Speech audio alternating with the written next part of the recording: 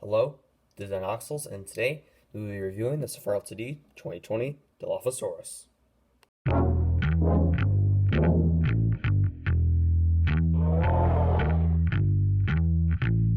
I was not too particularly excited for this figure, but I got it anyways, and there's an issue with it already.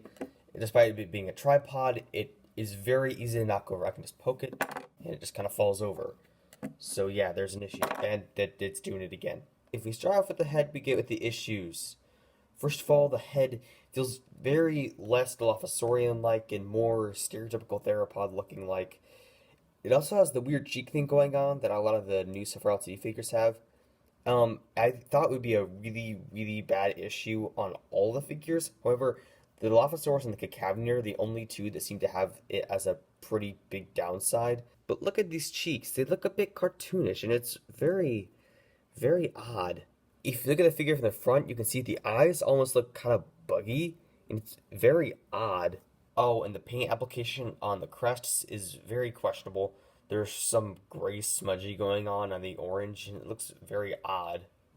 Moving down the neck, we can see some nice skin wrinkling going on, but the scalation is a little questionable. It's pretty muddled, and it's kind of odd. I do like the colors on the figure, even though they are a bit simplistic. I think they work for what the figure is going for. Moving down the arms, you can see that model scalation kind of continuing, and it's kind of odd. However, I do like the detail of the vestigial finger on the hand. That's a very nice touch. The fingers look kind of odd. There's some weird bulging going on them. I wouldn't be too fussed about it if it was another company, but this is Safari, and they've produced good figures that are this small before, so it is a little off-putting.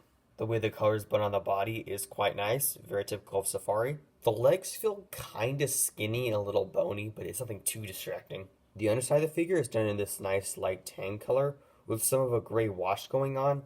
Though the gray wash does get a little convoluted in some areas, like right here, kind of smudges. But you're usually not looking at it like this, unless of course it's falling over, so it isn't that distracting. However, on some versions of this figure, I have two, you can see it right here, the gray paint does smudge in some areas. It's kind of odd. I feel like the front half of the animal should be a bit more bulky. Not too much. This animal had a very slender body, but it should be a bit bulkier, I think. It does have a cloaca, so that is some accuracy going on right there. Now we come to my favorite part of this figure, which is the tail. I love the banding going on here. It's a great breakup from the sort of muted colors going on up here with not much going on. The detail is still a little questionable on the tail, and the way the tail connects to the body is pretty off-putting. The pose, it's a tripod. Not as bad as the Dinoxels, however, it is still kind of distracting. And even though it is a tripod, it falls over pretty easily. A final thing before we move on to size.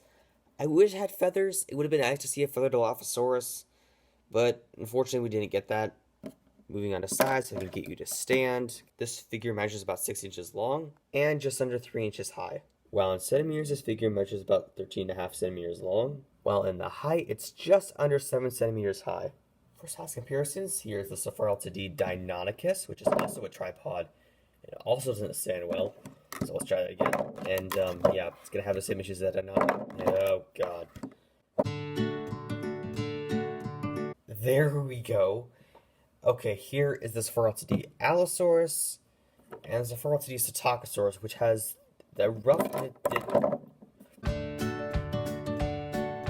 And there we see the pros of this figure. If you poke it, it just kind of bends on its finger. And you can just put it back up again. It does not fall over like these three do. Even though the Safari Ltd Dilophosaurus and the Safari Ltd Psittacosaurus are roughly the same size, this one just blows it out of the water in almost every department. This figure just kind of lacks in a lot of ways. Just gonna gently move you guys out of the way. Oh, and you just fell over. So my final thoughts on this figure. I only recommend it if you want a decent sized Dilophosaurus figure. Other than that, there's not much going on with this figure. Don't feel like you have to get it. It's just alright. Safari is having some rough times right now with the whole global thing going on right now that I can't say, otherwise this video might get taken down. But go support them. Go buy figures that are better than this one, like this thing and this thing. And it just fell over. Of course it fell over. But yeah, go support them right now. They really need that. Just don't get this figure. Unless you want it, of course. But I don't recommend it. Gotcha? Cool? Cool? Yay. Fun. This is Dinoxels, signing out.